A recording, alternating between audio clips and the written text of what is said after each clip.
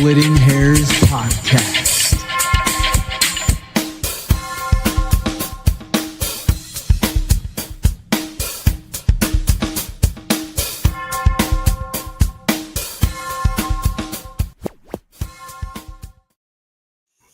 Welcome to the Splitting Hairs Podcast. This is the Friday Night Football edition on Wednesday. Ahead of the holidays, we wanted to hop on here and give you guys the goods. Appreciate you all coming in here on the stream. But before we dive into all the goods, I want to shout out our sponsor. Wild Hair of Brookings, South Dakota sponsors this episode and all episodes of the Splitting Hairs Podcast. It's the place to be when you're not live at the Dana watching a little Jackrabbit football. SDSU hosts New Hampshire this weekend for the first round of the FCS playoffs, and the Wild Hair will have every snap on screen if you can't make it in person, which there's no reason you can't, and we'll have plenty of games after the fact, so make sure you head in there. They're running their usual game day specials, $10 domestic on buckets, $22 seltzer buckets, and full happy hour from 3 to 7. If you're staying local, make the Wild Hair your headquarters for the first round. Wild Hair Brookings, proud title sponsor of Splitting Hairs Podcast. So appreciate everybody joining the stream a little bit tardy, but that's because Stack had a little issue with his vehicle, and Scott's got some work he's doing. Scott, what I heard you're looking for some part-time strippers. Yeah. In the industry I work in, sometimes you got to go in at night and, as they say, do a little stripping. It's not what you think. I know Thanksgiving cattle, Eve. right? What's that? It's for cattle, right? Yeah, absolutely. So Thanksgiving Eve gets real wild stripping stuff. So no, you're not looking for heifers, are you? Well, these ones. I mean, if we're gonna get real technical, these ones can stay heifers and still have calves. So. It's it's part of the precision agriculture cattle industry. So for more questions on stripping and livestock, I can direct you to some higher ups. So his DMs are open, everybody. Yeah, right. In Stack, you're riding through Chicago with a bum tire. What's going on here? That's not smart. You got that donut on? Yeah, thumbs up with the four-wheel drive, man. Heard a noise, was not happy about it. About 3 minutes away from the house. So, it is what it is. I'm thankful I made it. How about that? There you go. That's going on. Your vehicle's going on the thankful board. Shout out to everybody who's weighed in with their unserious answers about what's going on the thankful board this season. If you forgot about it, head to our Instagram, check it out from last year. It's been a tradition that we've done since 2009. It's a little fun way to kind of commiserate about the season and have a few laughs as well. Also want to say thank you, Brian, for cutting your leg workout short to be on the pod. Anything for the pod. That's right. Man, let's do a little FBS'n, shall we? We shall. Did anything stick out to you from this past weekend? Winners win. Mark gets another dub. Yeah. That's right.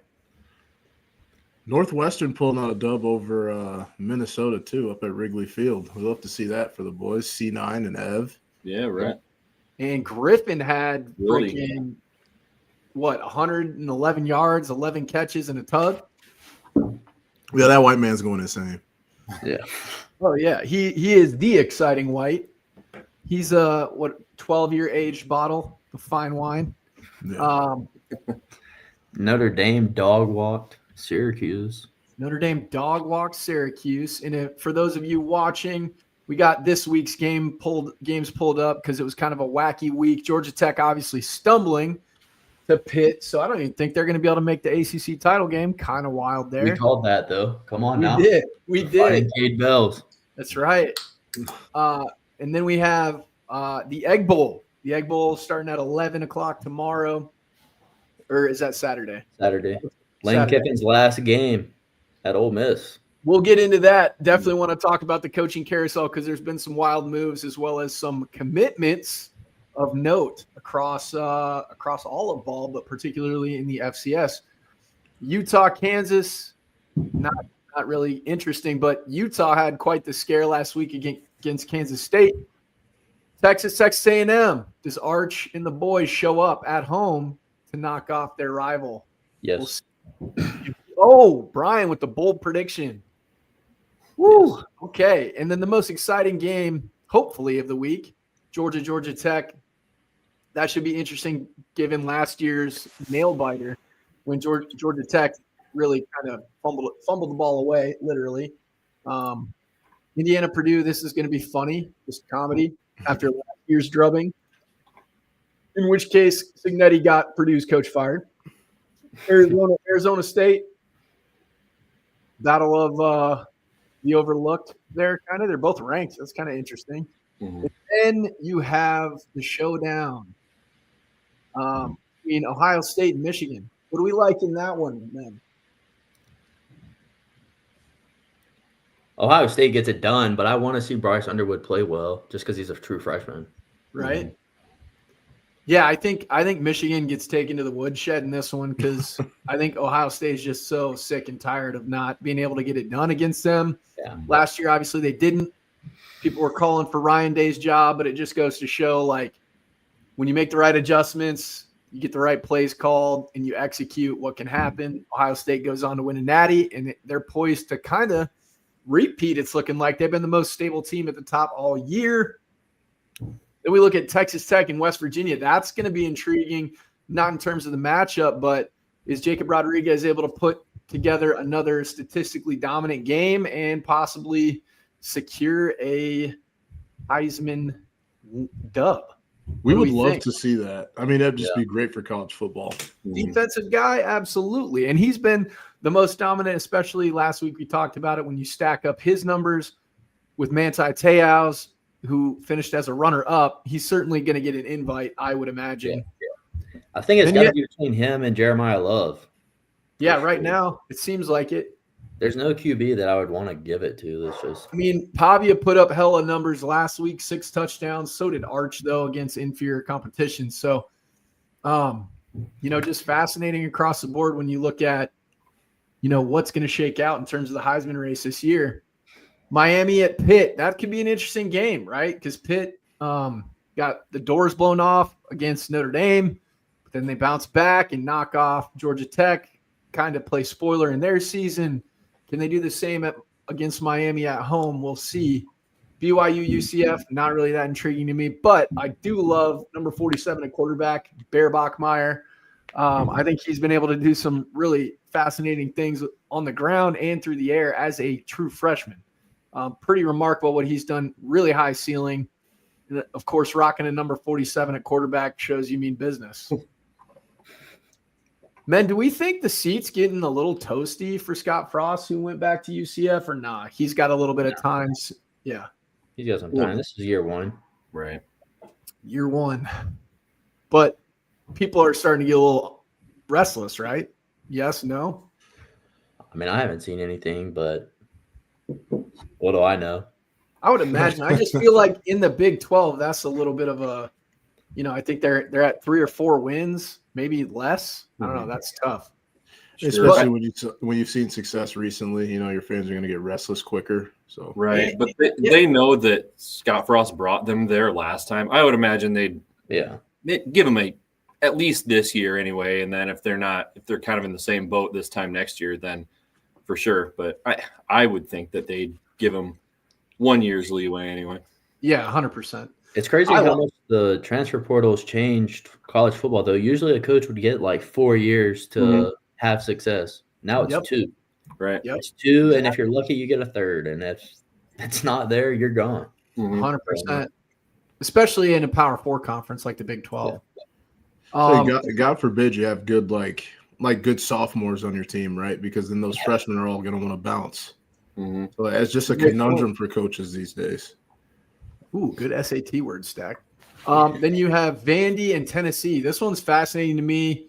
Obviously, Vanderbilt has had an unprecedented season to date. They're going to take on Josh Heupel at good old Rocky Top, so it'll be packed. That'll be a fun one. A lot of in-state hate, and can Pavia get it done? They've not beaten Tennessee in I don't know how long, but are they a dark horse for the CFP? I think if they get that done, I would say their resume gets them probably the last team in, I would imagine. What do you guys think? First off, I hate Tennessee, but I hope they beat Vanderbilt just for shits and gigs. Yeah. That's too much same old, same old. I like a little more chaos. I want to see Vandy. I would love nothing more than all the trash Saban talked about Vandy to see them make the playoffs.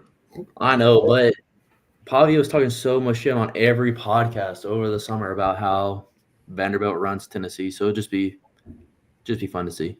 It'd be poetic justice a little bit because you don't really hear much out of Tennessee, especially since their quarterback dipped out last year.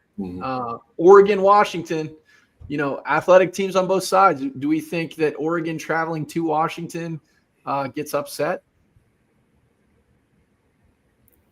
Absolutely not. No. Dan Lanning knows how to get those boys ready to play, man. Yeah. True players coach. And it just goes to show you how much that Indiana win, how powerful that team is going into Autzen and getting the dub. Yeah. Crazy. It's crazy how coked out Dan Lanning looks like on the sideline. He's always taking like deep inhales, and you're like, man. And you think Jimmy Rogers is intense, and then that guy looks like he'd chew barbed wire on the sideline. He's so funny, man. He's so funny. I love watching him, and he obviously knows how to coach. I love hearing his breakdowns of like one-word calls and how like the scheme and responsibilities are nested in one-word calls. Because like I think a lot of times coaches like to muddy the waters just to make them seem deep, and they use a lot of unnecessary jargon rather than simplifying the game. And I think Dan Lanning is a true teacher of the game and understands it as his players would understand it. So that's really important. LSU, Oklahoma. Is this Lane Kiffin's final game in Ole Miss because he's heading to Baton Rouge? Gentlemen, what do we think? I mean, I hope not. Somebody said that the most expensive house in Gainesville was off the market. It was on the market last week and is off the market this week. Do we think that means anything? Volleyball game got canceled on Sunday, so don't shoot the messenger. So Urban Meyer's coming back? I would do anything for Urban Meyer to come back. Anything? Bring back the Ghetto Gators. All right, that's the only time we were good. Good Christian man leading it. Everybody else can go to jail. Just keep them out of the college bars, right? Man, you see that he had the same orange polo shirt on at his little retirement thing this past weekend that he was wearing in the picture at the college. No. Yeah. Epic. Well, I think Mateer gets it done for Oklahoma. I think they're kind of a dark horse. Are they in the running to go to the SEC championship game from the West? Oklahoma? Is it Georgia, Oklahoma, or are they taking the top two teams? They just take the top two teams now, I think. I don't even think they do the East-West anymore. So it would be – I think it's A&M. It's A&M and Alabama right now. It'd be A&M and Georgia. Georgia's higher ranked, right? But I think record, yeah. Who did Bama just lose to? Bama lost twice. They lost to FSU and somebody else. Oklahoma. They lost to Oklahoma. So we'll see. Yeah, it should be Georgia A&M, I think. Mm-hmm. If A&M escapes this weekend, the Fighting Arch Mannings. Virginia Tech, Virginia, very interesting showdown here, given Virginia's success this season, and also given the fact that they landed a new head man. Gentlemen, do we like the hire? Yes. I'm shocked, though. If I was owed $48 million, somewhere in that $50 million range, I don't know that you can pay me to coach college football again. I feel like it just shows you it's not all about the money, though.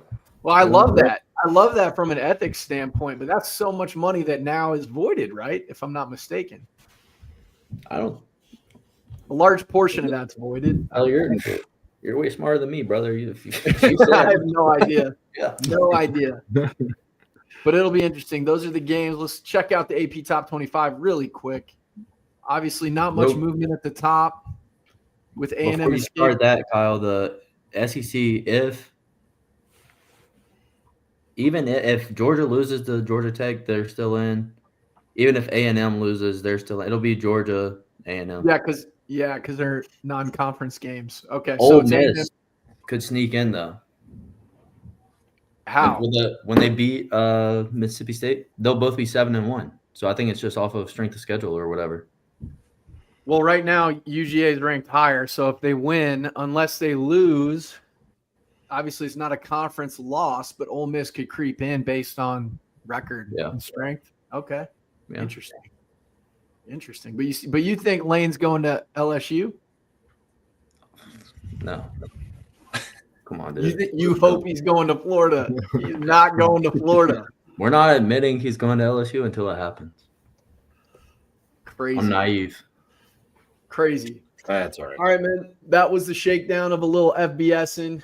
Real quick, there's a couple of regional matchups too that you guys probably don't care much about, but some Iowa, Nebraska. Oh, we got to talk Iowa, Nebraska. We got Iowa, Nebraska on Friday, 11 o'clock. So nice brand of some boring college football, but it should be fun for the Hawkeyes and Huskers anyway. I like Iowa in that one for a lot of reasons. Their defense and their run game. However, is it at Nebraska this year? Yeah. At Nebraska, that could give a little momentum to the Cornhuskers, but Royola being out, it's going to be tough. Right. Rumblings that he's hitting the portal. Really? Yeah. I could believe it. CBS Sports tweeted it today that so his people leaked that. You know what I mean? Sure. And his guy, his brother Dayton's not going there. That's not good. Yeah. Trouble in Old Paradise down in Lincoln. Oh no. I don't know, Mikey. What's going on? Matt Rule going to Penn State. He's already let him go. The craziest move, I thought he got extended. He's going to avoid that and say no. He did, but there's no loyalty today. There isn't.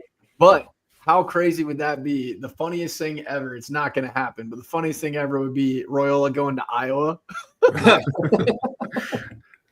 That would be great. That'd be and wild. Then you got another matchup, not regional, but obviously near and dear to the Jacks. You got Bearston and Wildy and Luan and C9 all going to Illinois to try to win back their rivalry this week. So that'll be fun.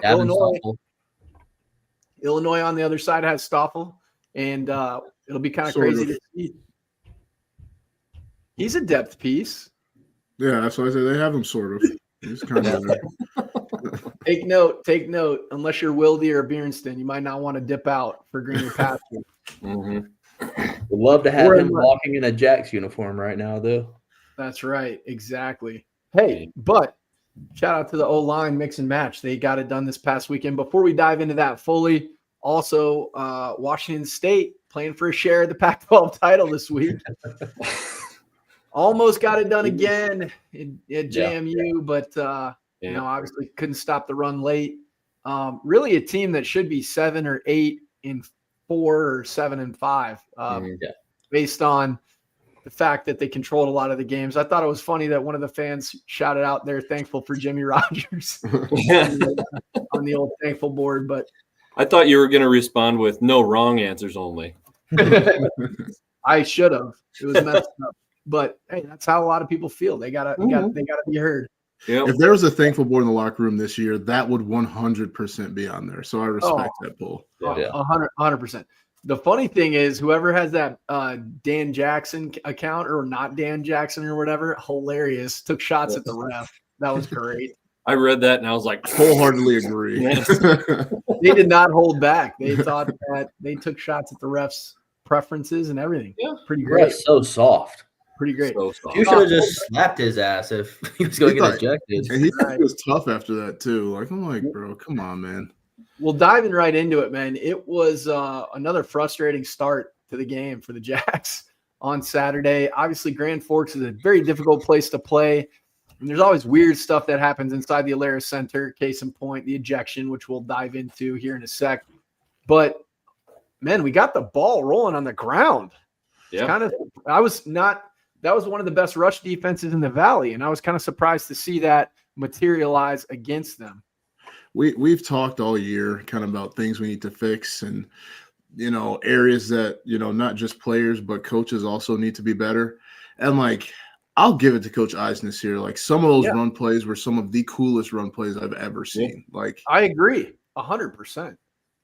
Well, not only that, but we've been talking about winning boring. You know what I mean? Like it's okay to be boring if we're getting the job done. And even Dan kind of alluded to it in his weekly or the weekly meeting or whatever. And he was like, "Yeah, we stuck with the run."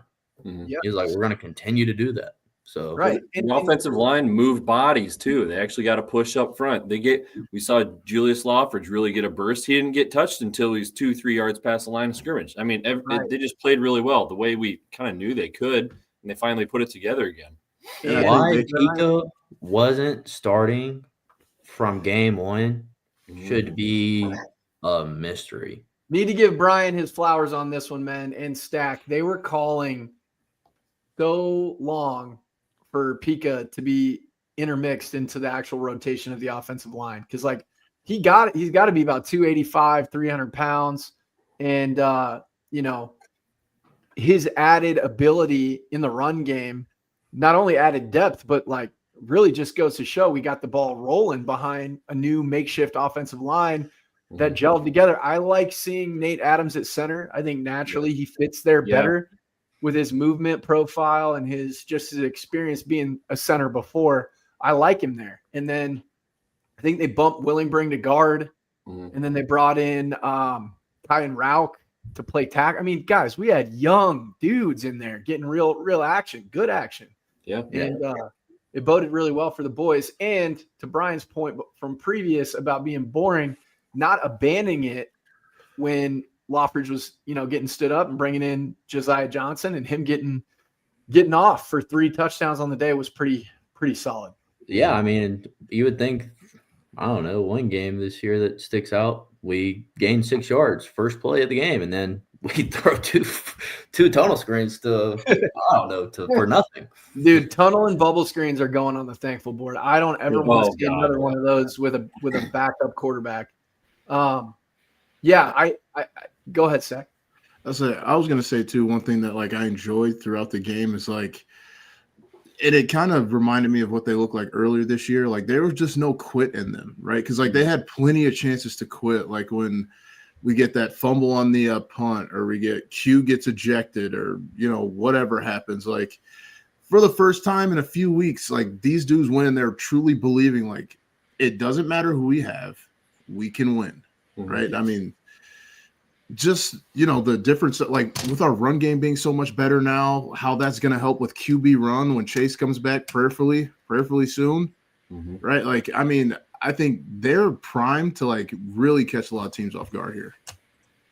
Yeah, I agree. And honestly, that's kind of one thing that like those former players, everybody that I've talked to, it's just like it looks like they care again, and I think that's the thing that makes the most difference. It's just like we've preached brotherhood. We haven't played like we were a brotherhood in a long time. And then for them to go out on last Saturday and do that, it was kind of cool to see. So. And I will say one thing that I really enjoyed was like Q got ejected, right? They score that touchdown to win the game. Everyone goes and celebrates with him. That was awesome. Right? Like that's what brotherhood looks like. That's what playing for your buddy looks like.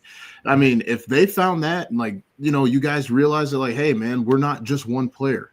Right? Like I always talk about Montana State because I thought that was their best game this year. Like one player didn't win you that game, right? It's everyone doing their job, everyone playing 100%. And I don't know what they done went over in that locker room this week, but it seems like they had enough of losing and like at the perfect time. Yeah. Well, it was a long month of it. So thank God it was. Oh yeah. Scott, your take? Yeah. Well, it was one of those things where it just felt like like we said, they just didn't abandon what they were trying to do. Even when it was 14-0, you're checking the score. It's like, my God, they're at it again. Is this just another repeat of, the Illinois State game? And then when it was 17-7, I was like, look, it just felt like they just kind of stopped the bleeding. And once it got to be 17-7 and it was kind of at that score for a while, I was like, I think they're going to hang with them. Even when it was 20-7, it felt like the tide was about to turn, and it did, and they just stuck with it. And there was just a little bit of burst that we saw from everyone on the team, and that we hadn't seen for a month, and it was finally good to see. And just looking at, Jack Henry's passing stats or comparing quarterbacking stats, who would you think won the game? Jack Henry 6 for 17 for 132 passing yards, or Jerry Kaminsky 20 for 33 and 292. So it just means we stuck with what we knew we wanted to do, and it worked. I mean, we also put up 202 rushing yards against the best rushing defense in the Valley. So something changed, and like I said, I think they're just freaking tired of sitting back and losing. So we got to shout out our defense too for just holding them to field goals like in super important moments. Because like if they would have just gave up, like this would have been a blowout. Yeah. But like even when like we turn over the ball like in bad areas, like our defense stands up, guys doing their job, not rolling their own, not playing hero ball, make the plays you're supposed to make. Like that's what it's supposed to look like. Like I might not get a TFL in the outside zone. I'm the backside DN. But if they cut me loose on a one-on-one, best believe I'm gonna get there. Exactly. Right? Shout out Clay for that. Yeah, and to that point, when the offense wasn't getting it going, the defense didn't hang their heads. Matter of fact, the senior chain gang guys stepped up, Rip and Logan and Kobe, and they turned the tide, right? The tackling was much sharper this past Saturday than it had been in recent weeks, like had been since the earlier parts of the season. And obviously when you are bringing a guy down at first contact, well, that allows you to get ahead of the sticks and force them into situations that are not advantageous. And I think that's what happened.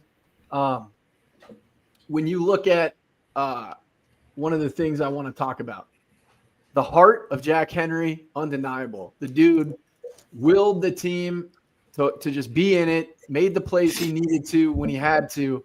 The one thing that I can't wrap my head around is folks saying he's got a bright future. I all respect to the kid. I hope he never sees a starting rep when we're healthy and when we're able to recruit, just because like 3 of 9 for 18 yards and 2 picks. I know he's a freshman, but Mark was a freshman, never had a stat line like that. Right? Like we can't accept mediocrity from a guy because we like kind of his moxie or his will and stuff. Like we have to have top tier players at each position. I mean, Coach Rogers and Coach Jackson I know are the same, but Coach Rogers would always try to upgrade at every position. It was his job to try to find someone to fire an All-American, right? Like if he found a better All-American, right? So I think the same thing applies there. That doesn't mean I'm not proud of him as a former player to step in to really a poor situation with, new guys all across the line and all that. He got it done. He did what he needed to do. But let's just hope and pray that that old number 7 is taking snaps this week. Yeah.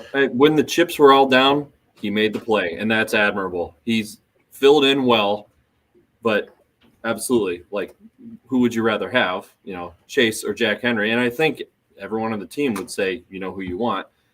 He did his job in a way that, was beneficial to us, and he made the plays he needed to. But right, there's a word. There's a word for that. Yes, serviceable.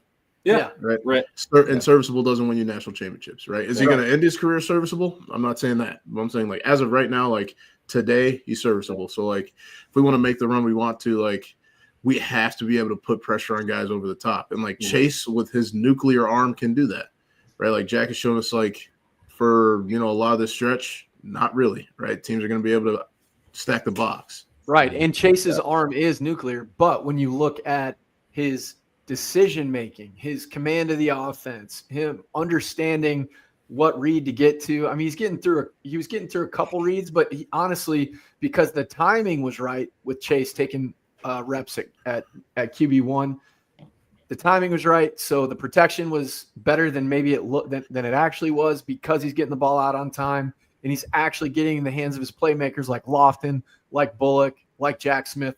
So, I mean, obviously we're going to be a more balanced team with Chase under center. I know a lot of people are like eager to say like, oh, look at the fact that, if Chase was healthy and he was at UND, they would have had to prepare for the element of run. I don't think you run a guy when he comes back, especially when you look at what he was doing through the air.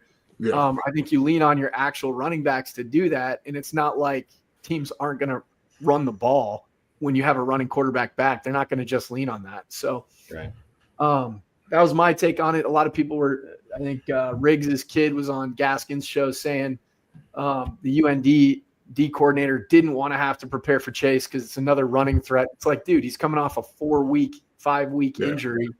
He's not gonna carry the ball 15 times a game. And I'm sure now, right? Like, if there is a silver lining from him, not playing the last month or so, I'd say is that like everybody else had to grow up, right? And I think, Eisness included, like he had to get a little bit more creative with a lot of stuff he's doing. I think that we kind of saw the fruition of that here this last week. So like now when Chase is back and we throw in some of those wrinkles, like good luck. You know what I mean? I think you're right. I think he had to get more creative with ways that he could get guys the ball through the air, as we saw with that very beautifully designed rollout, like I've been calling for, rolling the pocket to the right and then finding Grayton Gannon on a designed, obviously that was a sneaky QB run and pop pass, but I don't care. It worked. And it was well executed. Yeah. And they set it up with a couple runs before that. Exactly. And, I got to get going here quick. So appreciate you, Scotty. Yeah, you bet. Go Jacks. Have fun. Chat at you guys later. Have fun stripping.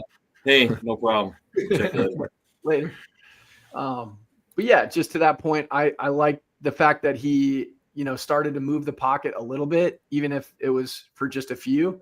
But at the same time, it's more so the play calling. It's not the creativity or the scheme that we're drawing up. It's timely play calling, the desire to be boring and not go for big explosives. And I've never been a pass to set up the run guy. And I don't know if that's his MO. It kind of looks like it or looked like it with Jack Henry in there. And I don't like seeing that. Yeah. I mean, I think when you have an offensive line that was kind of rolling a little bit like we were this week, I think that as a coordinator is going to kind of get in your head that like, okay, like this is something that we are truly capable of. We have 3 running backs who are 4 now with Blair back. Here's what I don't agree with. I don't think that he's an outside zone running back. Like that's not the plays you call with him. Like he's more like mid zone, cut it back deal. Agreed. You know what I'm saying? So like, stuff to clean up there, right? I don't think we have a back that should be trying to run outside zone, but we really don't. We don't have Pierre. We don't have Pierre, and these guys are young. Yeah, or Angel. These guys are young, right? Like, so they need simple, and they need to look for the cutback lane, like we did this past weekend. Josiah did it a couple times to great effects, and so it's good to see. I think right now it's Loffridge and Josiah. I think those are the hot hands. We didn't see Basinger. I didn't see him. He might have been hurt. I don't know, but Herculean effort by Josiah here this weekend. I mean, just willing himself into touchdowns, like. That was just so fun to watch, right? Yeah. Like, I think, he's kind of found his stride here, right? And I feel like, obviously, right, like your first few Division I snaps or your first few games, like you're not going to have like a Isaiah Davis kind of coming out party where you're just going crazy right away. But I think like he's at that point now where he's like, oh, like I can hang with these dudes, like, or I can excel at this level. So I think, with him, our run game is just going to open up so much more. We found that gap scheme running back we were looking for that'll just put his foot in the ground and then get those 3-4 yards and like keep us alive and in front of the sticks. Yeah. And shout out to Loffridge, man. Like he went for over 100 for the first time since I want to say Youngstown. So stepped it up. Yeah. Found his mojo again and against the best run defense in the Valley, like we've been talking about, who played very tough teams throughout the year. Kansas States, North Dakota States, that they only lost to by 5 points at home. So we've seen the Jacks are capable of doing it. I know nobody wants to see us in the playoffs, right? Not even moderately healthy.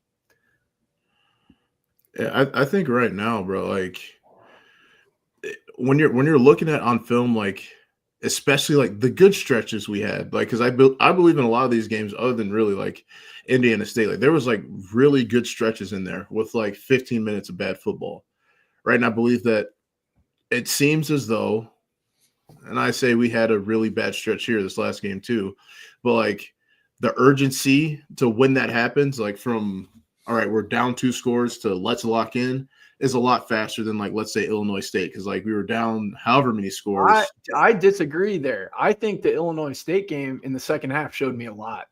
To be absolutely bludgeoned like that and the odds of us overcoming that, if Alex Bullock catches that ball in the end zone, we're within a score.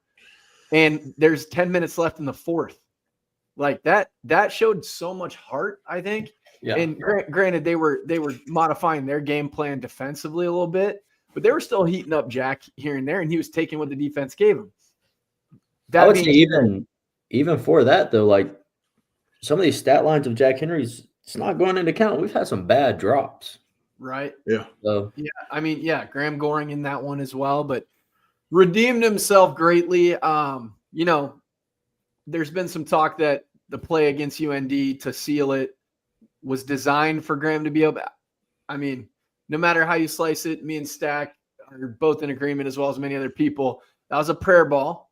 And, if Graham doesn't have eyes on it, I know they zero blitzed us, so it was man on. But if Graham doesn't have eyes on that, possibly it gets caught by Bullock in the end zone. But regardless, that was kind of a prayer, and it worked out. So, yeah, if you think that play is designed like that, like, boys, let's have football 101 here, please.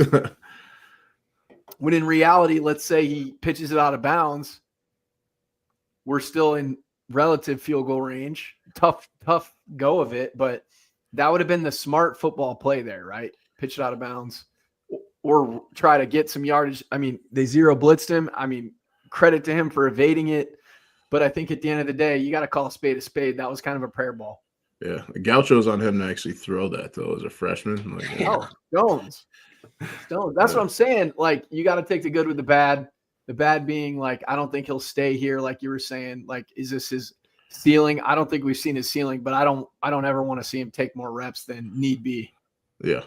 That's just my take, but I don't know. I'm saying, especially in playoff situations, like, guys, like, we don't have now, right? And I think, okay, I want to say this earlier. It looked like the seniors were playing like they were not done playing football, right? And I think that might be like a kind of an added effort, I believe. Probably some of those seniors were, especially Lawfridge, was a lot more fired up. Like, hey, man, like, I cannot take my pads off after this and be done, right? Yep. And I think that same level of desperation is every single week, boys.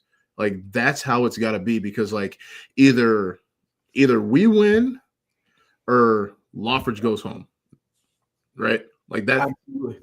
Like, that's how we got to think about it. And I think, if every single guy elevates their level of play like they did this game, like, this can't be a one-off, and we can't take our foot off the pedal because Chase is back. Like, oh, thank God, Chase is back. Like, now we can go back to business as usual, right? Like, we all have played in 5 weeks, right? Yeah, like, we all have to be up at this level here if we want to stand a chance. Yeah, 100%. And Stack, I want to get into your experience with long road trips here. Final thoughts on UND? Hey, we came out with a dub. Yeah, that's right.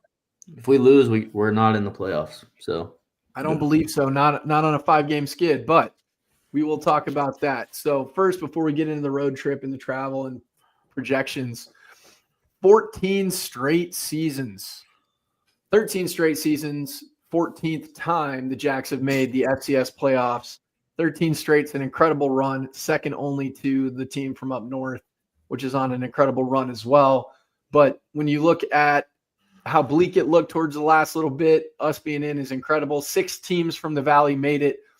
North Dakota State, South Dakota, Youngstown State, UND, Illinois State, and South Dakota State. So pretty remarkable. And here's the thing that I always thought was kind of comical. Even the FCS selection show was like, oh, they need to relook at this. They don't watch FCS football, man. They get the cut-ups, they get the pre-production meetings, and then they talk like they know it. They don't know shit about it. The reality is MVFC is light years above every other conference except for maybe the Big Sky. And the Big Sky is very top-heavy. The MVFC is the deepest it is, and it's hilarious to hear, like, the Stats FCS guys, Zach McNell, I think, he was talking about how, there's no shot South Dakota State should have made it in prior to the UND game if they lost and all this stuff. The reality is look at the SEC, look at the Big Ten. Why do you think they get so many teams in? Is because they play way more competitive brand of ball than a G6 school. And these other conferences in the FCS, they don't even qualify as the caliber of some of the G6 schools. It's not even a healthy comparison. They're trash. They just are. They don't make the financial investment, and they can't develop the guys right. Like they're borderline D2s, and that's just a reality. And why do we always think that it's NDSU, SDSU, Montana State, and whoever else? Yeah, for the semis every single year. Every single year. And before that, JMU, Sam Houston. I mean, come on, man. Like, proof is in the pudding. Here's the other thing that's hilarious. You run an analytics account, Stats, FCS, Perform, whatever the name is. It's a Pareto distribution, man. That means 20% of your contributors produce 80% of the results. Meaning at the end of the year in a 24-team playoff or so, you're going to have the same 4 almost every year that produce those results. And it is every year. And so for them to clamor about it's not fair, you got to look at some of these other teams, I think it's a joke. Right. Because why?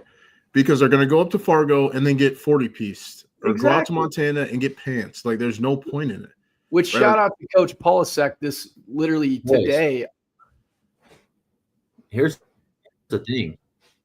Illinois State, C-Law.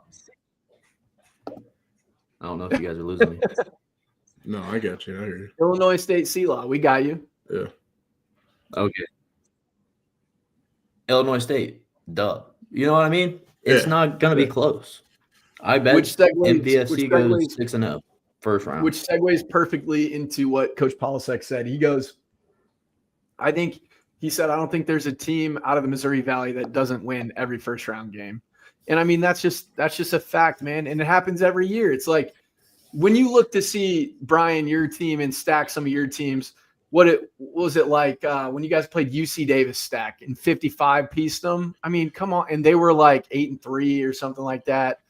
And I'll tell you, like, I mean, Brian, you know, like, just that different level of confidence, knowing that, like, oh, we have this squad. Like, there was like a level of arrogance you'd have when it's like, oh, this is a team from wherever coming in here. Like, they've never played us before. I'm like, all right, we finna show them what it's like. And like, you could tell, like, you know, Brian sometimes just be like, man, y'all are actually tough. I'm like, shut up.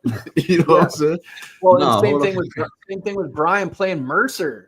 Dude, like, I was about to say, FCS Fans Nation was swearing like this is the best Mercer team to ever touch grass, and we 40 ball them boys. Point, bro. They didn't score a point. They got shut out, and it's like, and granted, that was a little bit different caliber SDSU team. We're talking about all-time FCS team ever, but in the top 2. But then you look at if South Dakota State was in the SoCon, we're not going to sit here and be homers for the SoCon being the best. And I'm not picking on the SoCon. I'm just saying it is what it is.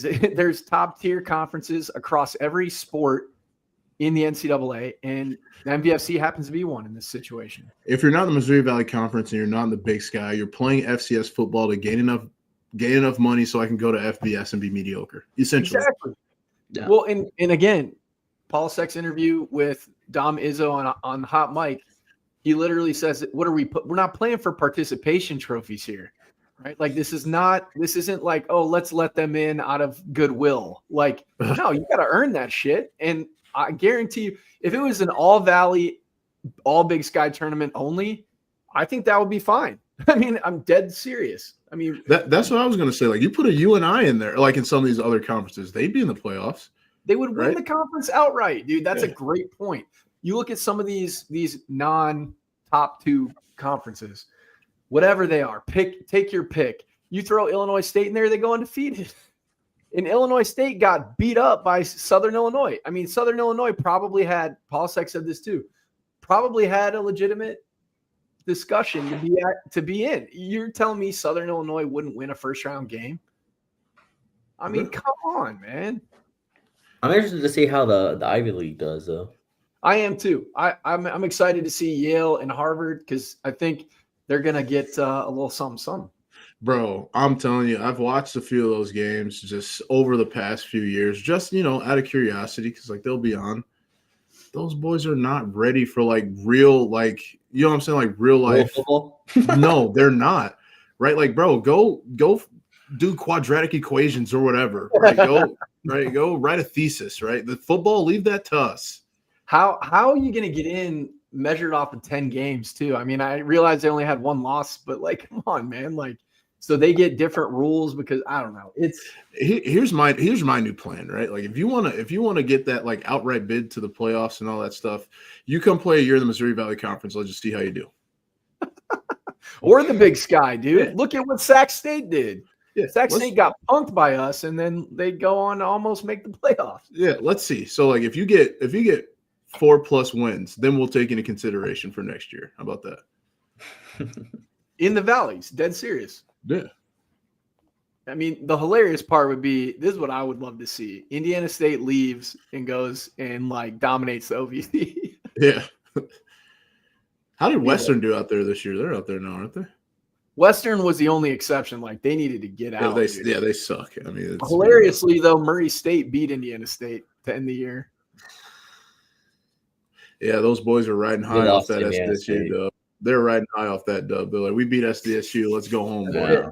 That'll be their calling card for the next 10 years. So many USD fans in my Twitter going crazy.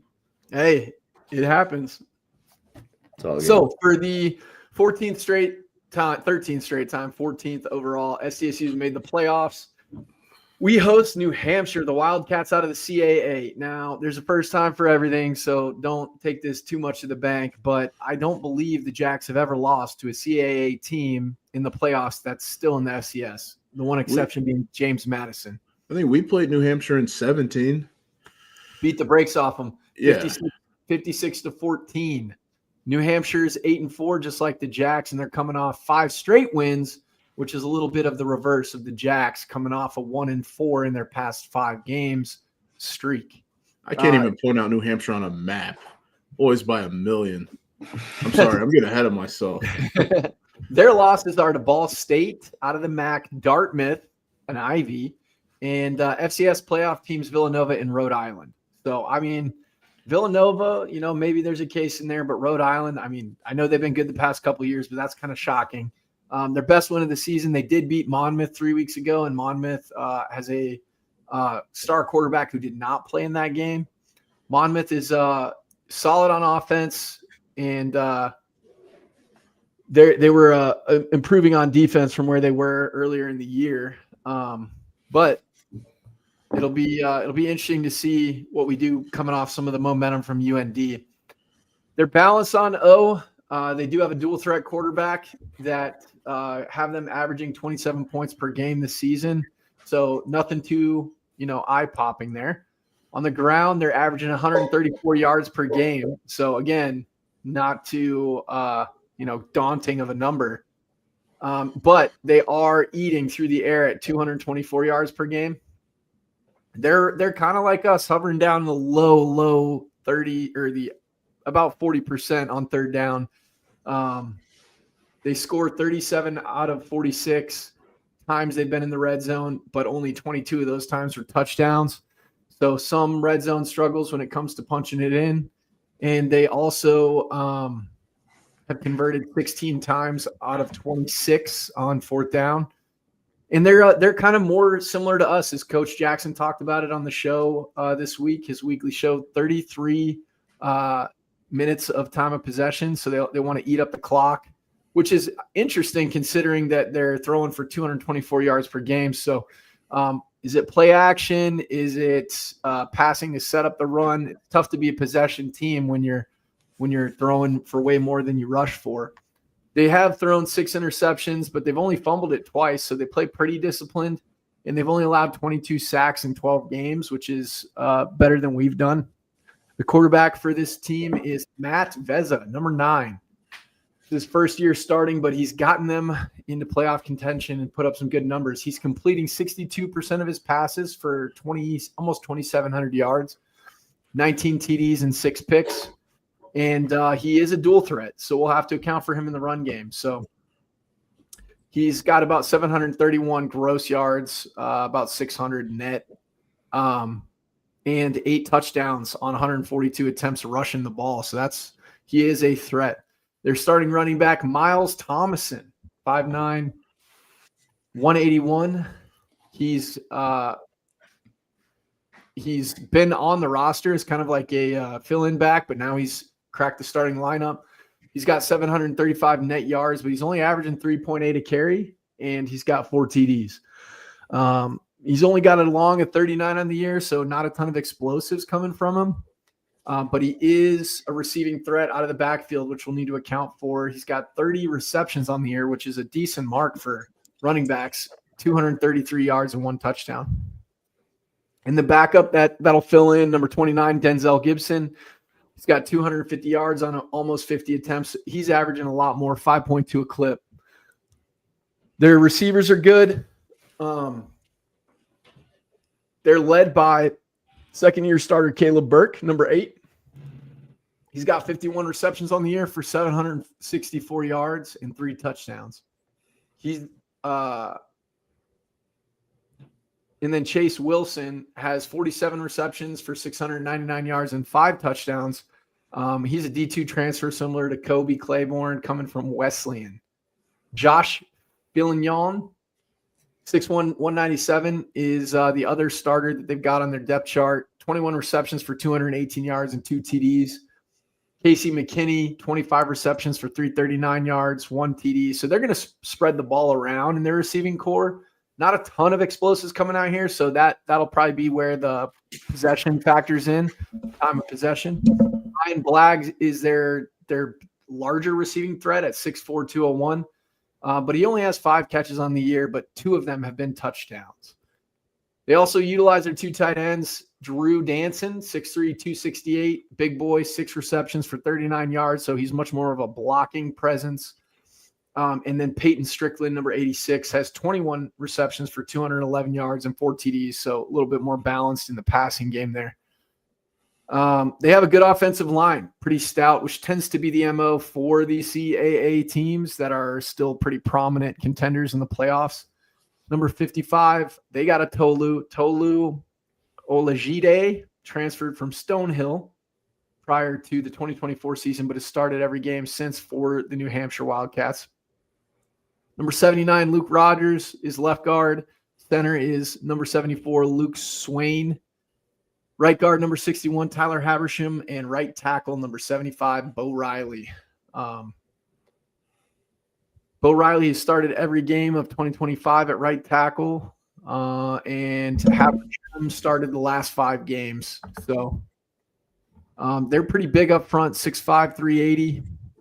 6'5", 309 at center. It's a pretty big center. Hold on. You said 3 what? 380.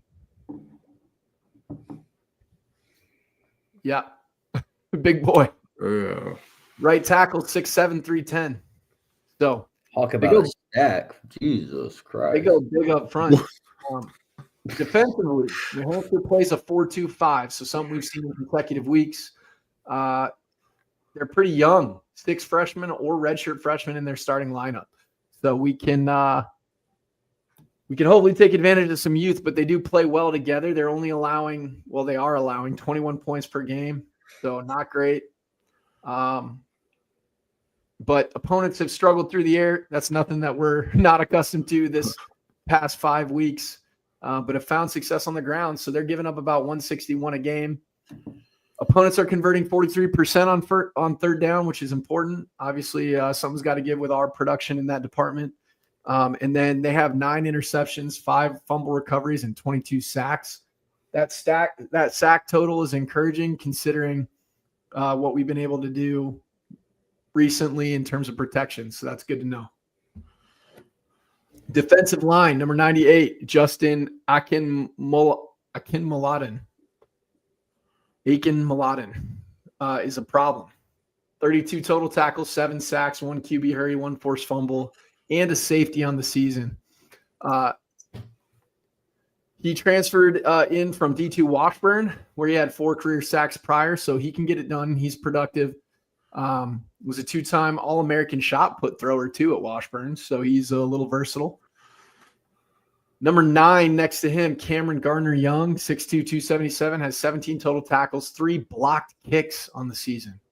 Number 93, Tim Bonagura, is a top defensive lineman in the interior with 23 total tackles, a sack, and 2 pass breakups. Number 7, DJ Johnson starts at one of their end positions with 40 tackles, 4.5 tackles for loss, 2.5 sacks, pass breakups, and QB hurries on the year as well, with a blocked kick. So very productive on their defensive front as a whole. Something's got to give for us there, right? Opposite him is number 17, Zach Guerin. I'm almost done. And he has 19 total tackles, 2 sacks, 2 pass breakups, and 3 QB hurries. And then number 5, Jordan McAllister has 30 total tackles, 10 TFLs, 3.5 sacks, 2 QB hurries, and 3 forced fumbles. So he's a reserve. He's going to roll in there. Pretty stout D-line. So, yeah, they're about to see the best O-line they've seen probably. Well, yeah, they're going to see the best O-line they've seen all year at least. I would say so. That's what I'm saying. I don't know. Their linebacking core has a pair of redshirt freshmen doing their thing. Number 42, Trevor Berry, 75 tackles, 1 TFL. And then number 0, Isaiah Jones. He has 35 stops, 8 TFLs, 2 sacks, 2 pass breakups, and a forced fumble. So they're all showing up very versatily in the stat sheet. Cole Bullock, transferred from Montana State. He's got 45 tackles, 2 TFLs, 2 QB hits on the season. And then they have another reserve, 50, Matthew Sopp. He has 16 tackles and a pick. They have 3 safeties of note, Darren Burton, the second, number 4, and Cohen Cook, number 10, and number 14, Duncan Moreland. Cook is a redshirt freshman, second on the team with 60 total tackles, 4 TFLs, 1 INT, and 2 pass breakups. But when your safeties are leading in tackles, is that because they're filling in the run game or because people are getting out on them in the run game? Moreland has 57 tackles, 1 sack, 1 INT, 5 pass breakups, and a forced fumble, with Burton, a Hampton transfer, logging 35 total tackles, 8 TFLs, 2 sacks, 2 pass breakups, and a forced fumble. With sacks appearing at every level of their defense, that tells me that they're gonna like to bring different pressure, especially out of a 4-2-5. So look for them to try to heat us up, especially if it's Chase coming off his injury, and then definitely if we roll out Jack Henry. The corners are true freshman Kelby Hampton and redshirt freshman Malik Diaby. Hampton has 26 tackles and 2 picks with 5 breakups. Diaby has 19 total tackles and 1 pass breakup. Sean Webb is another cornerback that has seen a little bit of action with just 17 tackles. He does have a pick and 6 pass breakups. And special teams, not really worth talking about, and they're not really a huge threat in the return game. What are we thinking, gentlemen? We like how we stack up.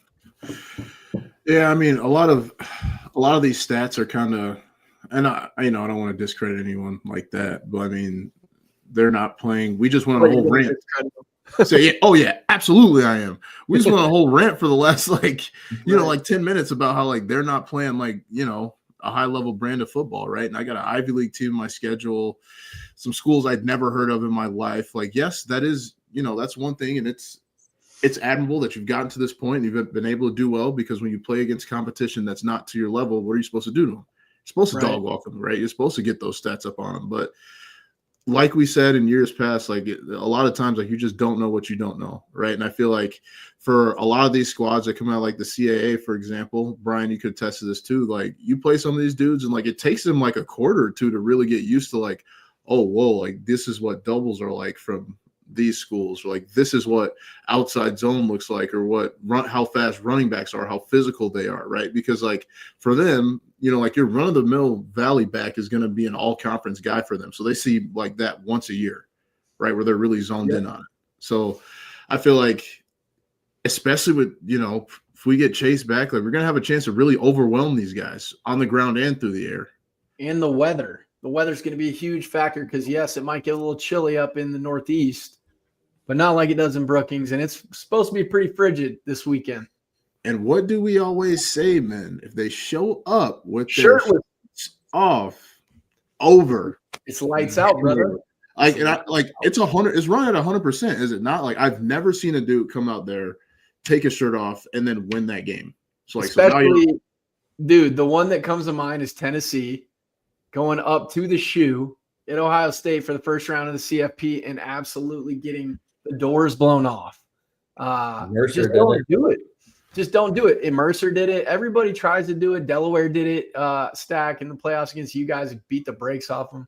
Albany State or Albany, whatever they were. Albany. I mean, yeah, y'all could do it if y'all want. Like, I'm not telling you not to do it, but I'm telling you, you're gonna lose a game and you're gonna have a cold after. You're gonna have a sore throat in the loss. Like, what it tells me is your mind is not on where it should be, which is the game and executing. It's on trying to play mind games like South Dakota State gives a rip if you come out in full sweats or whatever. It doesn't matter. Yeah. We're looking at the side. I'm like, oh, that guy wants to be warm. How soft is he? Like, right. What? They're not going, oh, he's cold or he's not cold. His shirt's off. Like, ooh, now I'm scared that he knows how to run counter. Like, you know what I mean? Yeah, like, oh, I wore a long sleeve every game. Yeah. All right, brother. What are y'all talking about? Like, since when did it become cool to be super cold? Like, Brian wore long sleeves in the dome, man. I love it. Hilarious. Swag, though. Beautiful. Then let's dive into predictions here quick. What are we thinking? Wait. Let's go players of the game before we go predictions. Players of the game. Offensively, I'll start it off. Offensively, you already know. I don't know. Everybody knows. Everybody knows. I won't even say it. He who shall not be named. Triumphant return. If he returns. So then we're gonna go defense. Who we like? You know who I haven't been shouting out as much as I should have. I don't know if this will be like my player of the game, but dude, Jace has been playing really well, and like, I wasn't sold, like, personally, right? Like, I wasn't sold on him at first. He's been playing some good football. He's improved. Let's put it that way. He's improved each week. He's taking a little bit of a step.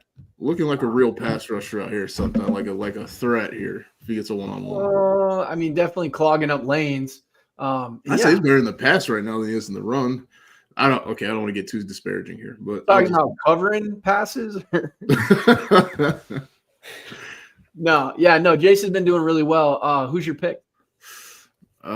My pick, McShane. Give me McShane. Okay, I like the neck roll. Hopefully our DBs, one of them. Yeah, I'm gonna go St. Juice. I think he obviously got in his bag and watched film. He's just a sophomore, and obviously has a great bloodline. His brother doing big things in the league. Former Gopher. So, shout out St. Juice. Cullen. So we got Cullen, St. Juice. Who you got, Brian? Did you pick? One of the DBs, whoever. We want to go Jay Lee. Jay Lee actually did well Jay too. Lee's been playing good. I like Jay Lee. KFC. Kobe and Claiborne. Yeah. Okay. I kind of like that. KFC chicken. Might be a little bit bogus. Zach, do you like KFC? I hear all Illinois Jacks do. That's an Illinois Jack favorite. Love it. Kobe Brett. Seth has Kobe Brett's. I like it. Kobe Brett's made a huge play and run fit. TFL in overtime, which helped them hold them to 3. So that was a huge play. And he's very athletic. So I do want to see him contribute and run fits like that. Obviously not get beat deep as his number one concern. But the big thing too is, man, tackling. We have got to tackle crisp. And I will say, for New Hampshire coming in, keep an eye on how they tackle. Cold weather games like this that are different, it's kind of a point of intrigue to me. So when we move into predictions, who do we like? We got to go 35-10. Good guys. Yep, because remember, their average on the season, they're giving up 21 points per game. 42-3. Yaks. 42-3. That's bold. I'm going to go 38-17. 38-17. We'll get upwards of 40 if we score on our first drive. Yeah. Agreed. Put it that way. We'll go for a 40 piece if we score that first drive. I just don't see our defense giving up more than 10.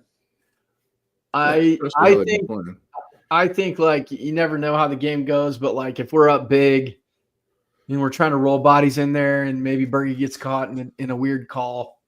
Jay's dropping in coverage, yeah. Hey, that's point of emphasis. We got a running quarterback this week, dual threat. How are they going to account for that? It better not be Jace dropping into coverage. Jeez. Yeah, if we're gonna have a spy guy, I'd rather him be like under 250. Yes, indeed. Well, men, top 3 Thanksgiving dishes and sides before we let her rip here. Baked mac and cheese. We got sweet potato pie. Lastly, I'll just go with the turkey. I'll shut out my mom's there. The turkey's crazy. Okay. Now, this is a legitimate question. Are we going light meat or dark meat? You got to. I'm a dark meat guy too. You better ask about me. What you mean? Although I'm a ham guy over turkey. I respect that. I do. The turkey is just lights out. I'm a ham guy, which is not halal, but it'd be like that. Just not halal. We're biblically accurate football only. Oh my God. Biblically accurate football only. Dark. That's Scott. Scott, drive safe, Scott.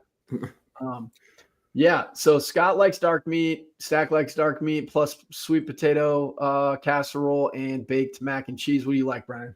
It's crazy because my 3 and Stack's 3, I guess fat guys just, we roll together. I don't know. It's like 6 with the 7. I don't know. Hey, I like it. I'm a ham guy, so I'm gonna roll with that.